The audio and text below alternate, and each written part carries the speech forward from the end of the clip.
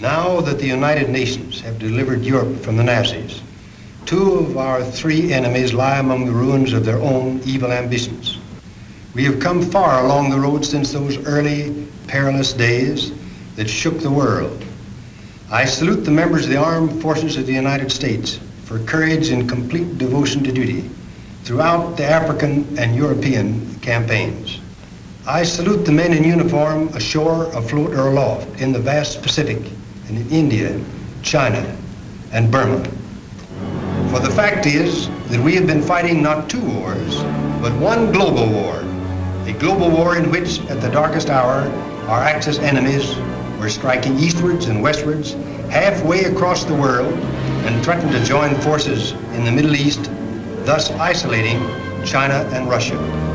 Had that effort been successful, the combined strength of the Axis coalition could then have been directed at the destruction of the free nations of the world, one by one.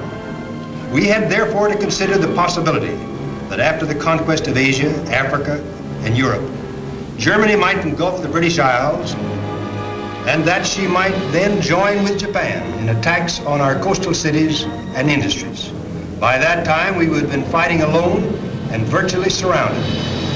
The outlook was serious, and a grave decision had to be made.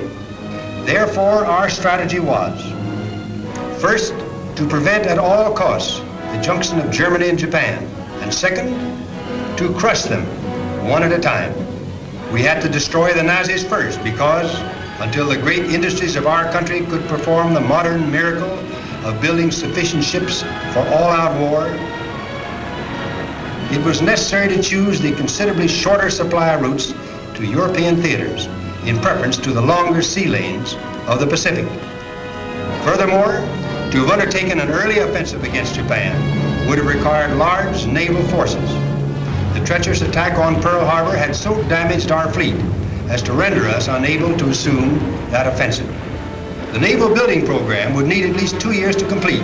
We simply couldn't wait that long. In Europe, we had hard-fighting allies already at grips with the enemy.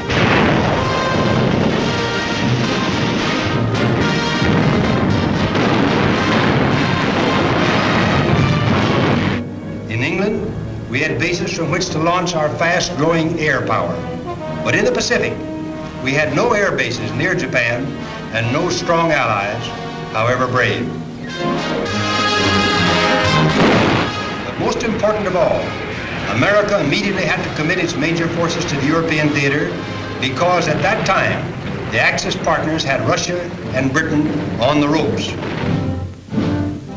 If we had concentrated on Japan and defeated it, we then might have been confronted with a Germany that either had defeated Russia and Britain or at the very least had become so strong as to be almost impregnable to our delayed attack. Particularly if the enemy had gained possession of the British and French fleets, we then would have faced long years of constant wars. Thus, we made the choice: hold in the Pacific, attack in Europe. First, we would attack Germany from the air. Then we would invade Europe and destroy the German armies. True, with our allies, we won the Battle of Europe.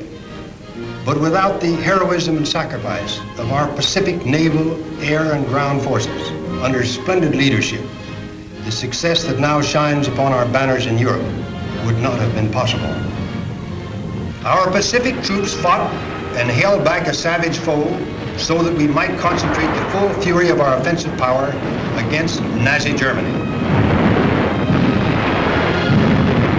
And then as we gathered strength in the Pacific, they have closed in on the enemy, destroying his ships and planes in preparation for the final kill.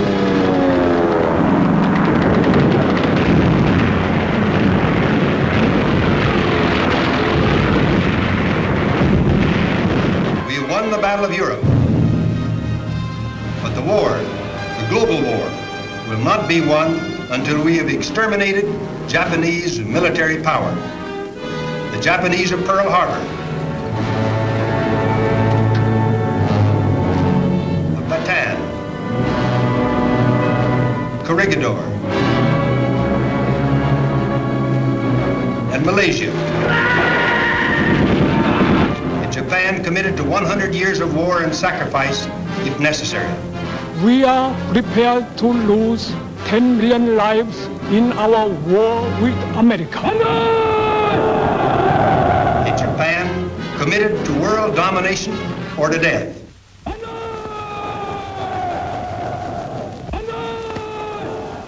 A Japan whose home front is fanatically united behind the enemy's war effort.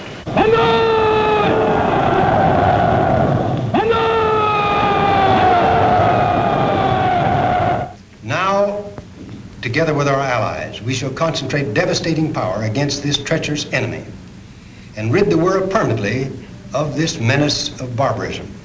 We can do this if every American, in or out of uniform, keeps in heart and mind the plain fact that we will not have won this war, nor can we enjoy any peace until Japan is completely crushed. 2 down and 1 to go.